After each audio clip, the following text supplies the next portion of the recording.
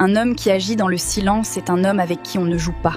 C'est la personne la plus dangereuse de la pièce. Il n'est pas silencieux parce qu'il est timide. Il est silencieux parce qu'il a mémorisé le son de la trahison cachée derrière un faux sourire. C'est pour cela que son cercle est restreint.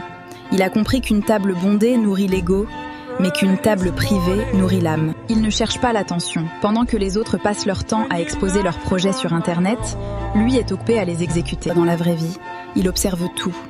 Il entend ce que vous ne dites pas. Il lit la pièce pendant que les autres essayent d'en être le centre. Et quand vous le trahissez, ne vous attendez pas à une dispute bruyante. Il ne crie pas, il disparaît. Il ne se bat pas, il vous efface. Il révoque simplement votre accès à lui. Vous n'avez pas seulement fait une erreur, vous êtes devenu un fardeau. Et les fardeaux sont éliminés.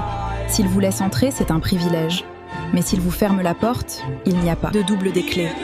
Il n'y a pas de retour en arrière. Ne confondez pas son silence avec de la faiblesse. Ce n'est pas de la peur, c'est de la retenue. C'est le calme avant la chute. Vous n'entendrez jamais un homme comme lui arriver. Mais vous ressentirez certainement l'impact quand il sera parti.